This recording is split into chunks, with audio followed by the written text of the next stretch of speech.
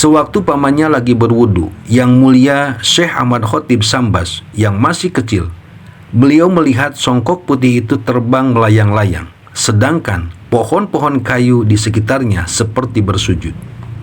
Sang paman mengetahui bahwa malam tersebut adalah malam Lailatul Qadar.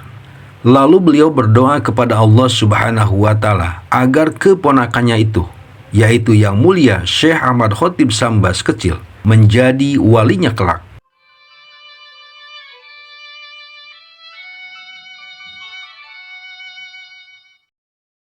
Assalamualaikum warahmatullahi wabarakatuh. Saudaraku yang dimuliakan Allah Subhanahu wa Ta'ala, Yang Mulia Syekh Ahmad Khotib Sambas atau nama lengkapnya Syekh Muhammad Khotib bin Abdul Ghaffar Al-Syambasi Al-Zawi radhiyallahu. Beliau merupakan pendiri Thariqah Qadiriyah wa Naqsyabandiyah. Beliau dilahirkan di daerah Kampung Dagang, Sambas, Kalimantan Barat pada bulan Syafar 1217 Hijriah, bertepatan dengan tahun 1803 Masehi, dari seorang ayah yang bernama Abdul Ghaffar bin Abdullah bin Muhammad bin Jalaluddin. Yang Mulia Syekh Ahmad Khotib Sambas terlahir dari sebuah keluarga perantau dari Kampung Sangi. Pada masa-masa tersebut, tradisi merantau memang masih menjadi bagian cara hidup masyarakat di Kalimantan Barat. Sebagai sebuah daerah yang dibangun oleh Raja Tengah, keturunan dari Raja Brunei Darussalam, pada tahun 1620 Masehi, menobatkan diri sebagai sebuah kerajaan. 10 tahun kemudian, maka wilayah Sambas adalah daerah yang telah memiliki ciri-ciri kemusliman, khususnya sejak Raden Sulaiman yang bergelar Muhammad Safiuddin yang dinobatkan sebagai Sultan Sambas pertama. Pada waktu itu, rakyat Sambas hidup dari garis agraris dan nelayan hingga ditandatanganinya perjanjian antara Sultan Muhammad Ali Safiuddin pada tahun 1815 sampai 1828 dengan pemerintahan kolonial Belanda pada tahun 1819 Masehi. Perjanjian ini membentuk sebuah pola baru bagi masyarakat Sambas, yakni perdagangan maritim. Dalam suasana demikianlah Yang Mulia Syekh Ahmad Khotib Sambas menjalani masa-masa kecil dan masa remajanya, di mana sejak kecil Yang Mulia Syekh Ahmad Khotib Sambas diasuh oleh pamannya yang terkenal sangat alim dan waro di wilayah tersebut. Yang Mulia Syekh Ahmad Khotib Sambas menghabiskan masa kecil dan masa remajanya untuk mempelajari ilmu-ilmu agama. Beliau berguru dari satu guru ke guru lainnya di wilayah Kesultanan Sambas. Salah satu gurunya yang terkenal di wilayah tersebut adalah Kiai Haji Nuruddin Mustafa, Imam Masjid Jami Kesultanan Sambas. Karena terlihat keistimewaannya terhadap penguasaan ilmu-ilmu agama, beliau kemudian dibawa oleh orang tuanya untuk meneruskan pendidikan agamanya ke Timur Tengah, khususnya Mekah. Maka pada tahun 1820 Masehi, Yang Mulia Syekh Ahmad Khotib Sambas pun berangkat ke Tanah Suci untuk menunaikan ibadah haji bersama ayahnya dan sekaligus untuk menuntaskan dahaga keilmuannya. Dari sini kemudian beliau menikah dengan seorang wanita Arab keturunan Melayu.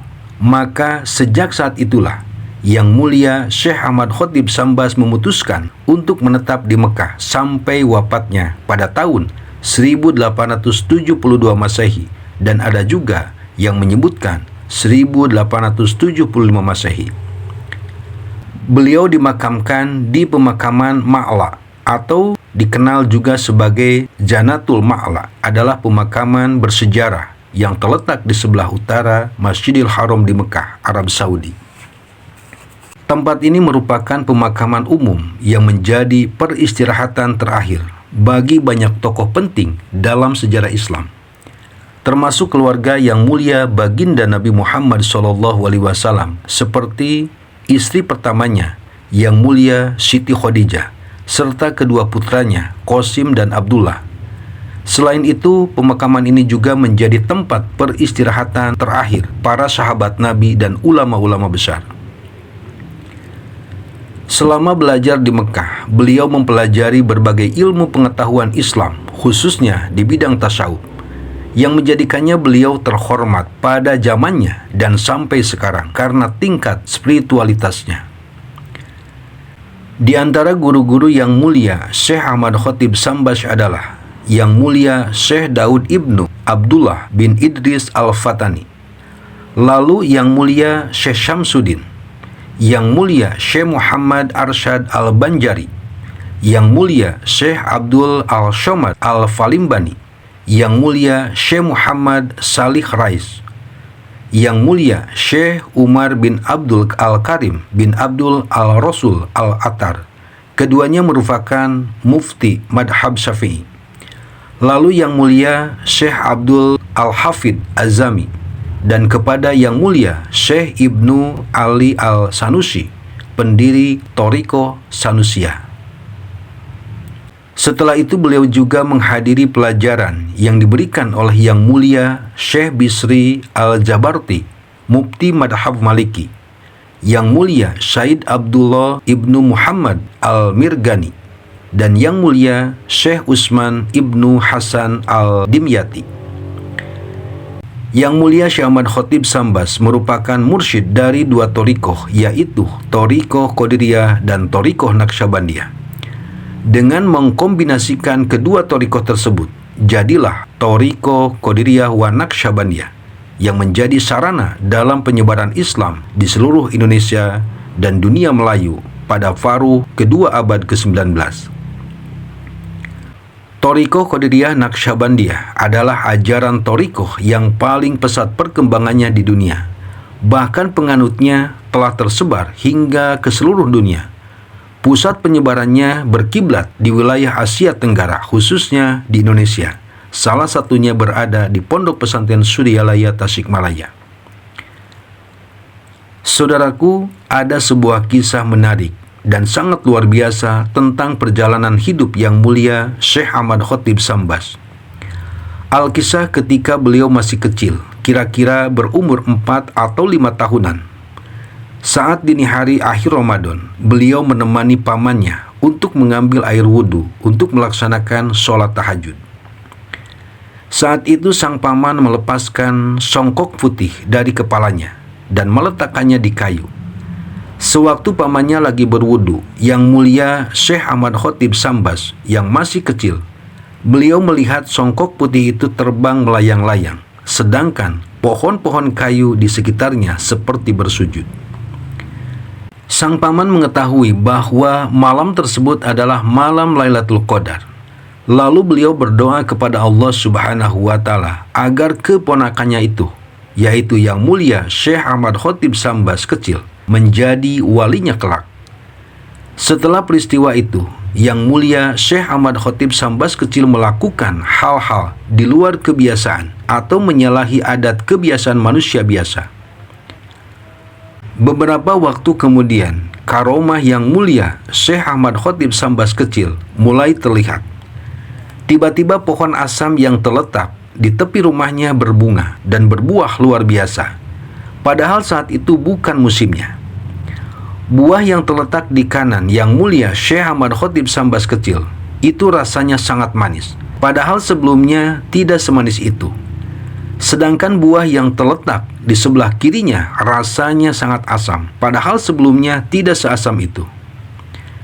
Saudaraku yang dimuliakan Allah Subhanahu wa Ta'ala, Yang Mulia Syekh Ahmad Khatib Sambas saat mulai menempuh pembelajaran di kota Mekah. Pada suatu hari beliau pergi ke Masjidil Haram di sekitar halaqah ulama-ulama besar bangsa Arab yang sedang mengajar. Ulama-ulama itu memintanya pergi untuk meninggalkan halaqah mereka, karena menurut mereka Yang Mulia Syekh Ahmad Khatib Sambas tidak akan sanggup mengikuti pelajaran tersebut. Peristiwa tersebut diketahui oleh Yang Mulia Syekh Daud Ibnu Abdullah Al-Fatani. Menurut firasatnya beliau, Yang Mulia Syekh Ahmad Khatib Sambas akan menjadi orang besar di kemudian harinya. Lalu beliau pun memanggil pemuda yang tengah bersedih itu dan membawanya tinggal di rumahnya dan diberikan pendidikan secara intensif. Keputusan itu tidak pernah disesali oleh Yang Mulia Syekh Daud Ibnu Abdullah Al-Fatani, karena sangat terbukti ilmu yang dipelajarinya menghabiskan waktu 30 tahun. Namun oleh Yang Mulia Syekh Ahmad Khatib Sambas bisa selesai dalam waktu 3 tahun. Ini adalah hal yang sangat luar biasa. Yang Mulia Syekh Daud Al-Fatani berpandangan bahwa muridnya ini telah layak mempelajari ilmu-ilmu kesufian. Maka beliau merekomendasikan muridnya itu untuk mendapatkan beat kepada Yang Mulia Syekh Syam Al-Din atau Syekh Syamsuddin. Yang Mulia Syekh Daud adalah seorang Syekh Mursyid Kamil Mukamil dari Thariqah Satariyah. Setelah belajar dengan Yang Mulia Syekh Daud, Yang Mulia Syekh Ahmad Khatib Sambas melanjutkan belajarnya kepada Yang Mulia Syekh Syamsuddin atas izin dan restu dari Yang Mulia Syekh Daud. Dari seluruh muridnya Yang Mulia Syekh Syamsuddin, Yang Mulia Syekh Ahmad Khatib Sambas mendapatkan derajat yang tinggi sehingga ketika gurunya wafat secara jasad, tempatnya digantikan oleh beliau. Dari sejak itulah Yang Mulia Syekh Ahmad Khatib Sambas diberi gelar atau dilantik menjadi Syekh Mursyid Kamil Mukamil dalam lingkungan Thariqah Qadiriyah. Yang Mulia Syekh Ahmad Khatib Sambas mempunyai banyak murid dan ada beberapa muridnya yang menjadi pelanjut kemursidannya, di antaranya Yang Mulia Syekh Abdul Karim Al-Bantani, Yang Mulia Syekh Tolha Kalisapu Cirebon, dan Yang Mulia Syekh Ahmad Hasbullah bin Muhammad dari Madura. Adapun murid-murid beliau yang lain adalah Yang Mulia Syekh Nuruddin asal Filipina dan Yang Mulia Syekh Muhammad Sa'ad dari Sambas yang menyebarkan thariqah dari kalangan awam. Lalu Yang Mulia Syekh Abdullah Mubarak bin Nur Muhammad atau Pangarsyah Abah Sepuh dan Yang Mulia Syekh Ahmad Sohibul Wafa Tajul Arifin radhiyallahu atau Pangarsyah Abah Anom dari Pondok Pesantren Suryalaya, Tasikmalaya, Jawa Barat.